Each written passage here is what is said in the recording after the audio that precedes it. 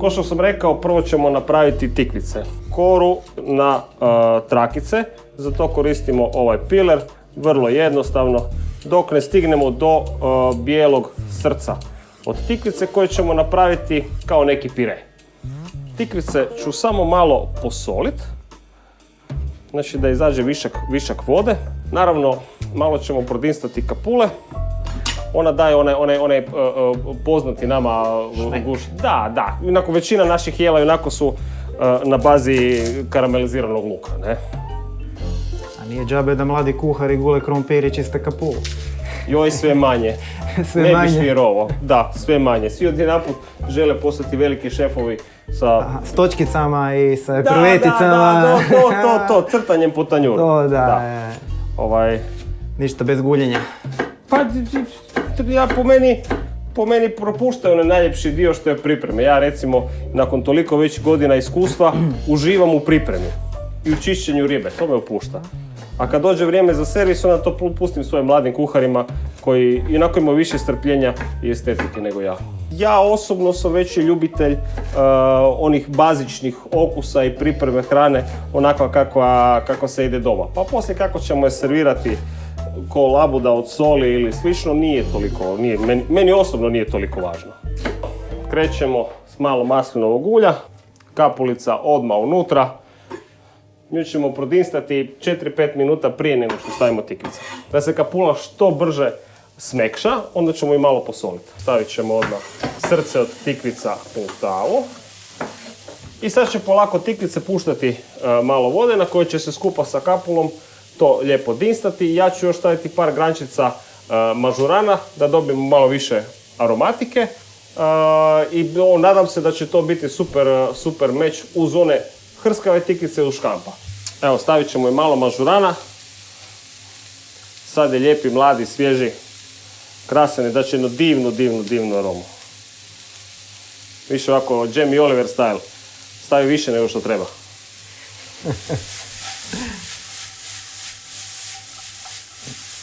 Škampe ćemo odvojiti glave od repa i od glava napravit ćemo jedan brzi, kratki bisk koji ćemo poslije reducirati s malo maslaca i s time ćemo preliti repove od škampi i samim time dati još malo više aroma škampe te slatkoće.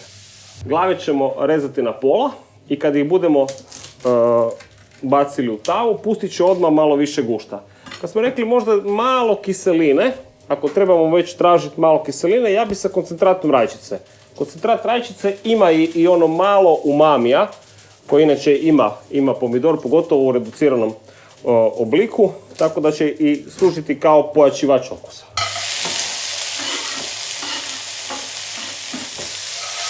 Ajme, krasan miris. Malo ćemo i flambirati ove glave. Na taj način će se zalijepiti okusi i karamelizirat će se i iznutra i izvana.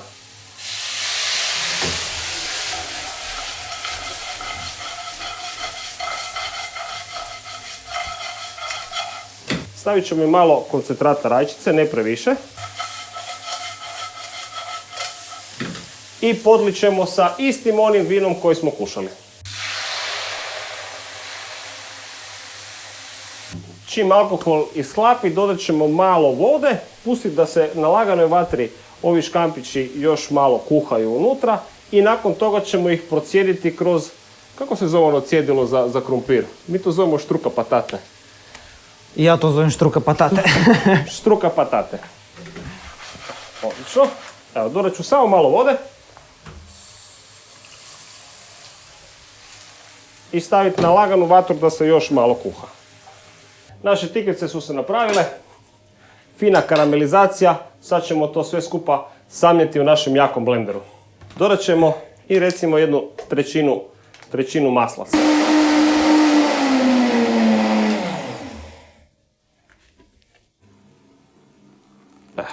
Bit je u tome da pokušaju kod kušanja hrane sljubiti sve okuse. Znači u jednom zalogaju da ima malo i kreme, i škampa, i biska, i tikvica i da to onda kušaju sa vinom.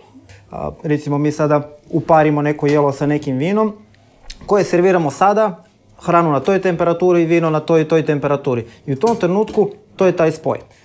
Ono što se dešava je da gosti vrlo često ne počnu jesti odmah. On čeka 2, 3 minute, 5, 7, hrana se ohladi, vino se zagrije i već tu se gubi taj balans koji smo imali prilikom serviranja na stolu. Da. Sad ćemo ove naše glave od škampi koje smo kratko radili protisnuti kroz ovo naše cjedilo ili štruka patate.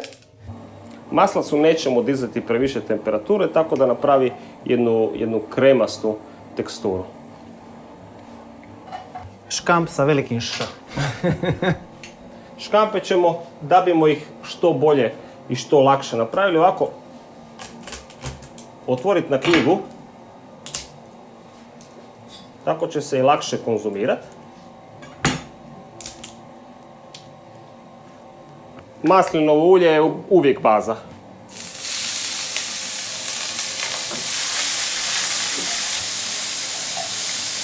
A u drugu tavu stavit ćemo ove otvorene repove škampi.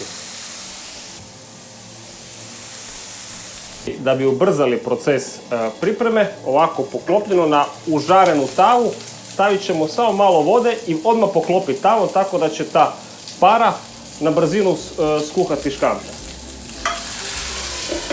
I evo naši škampi, nakon minutice već su gotovi. Na dno ide malo kreme od tikvica, ovdje na sredinu. Serviramo naše prekrasne škampe. Stavit ćemo i malo reduciranog brzog piska. Dodat ćemo par grančica ošmogulja. To je jedna divlja biljka, nalik salenjači. I samo kapljica aceta balzamika.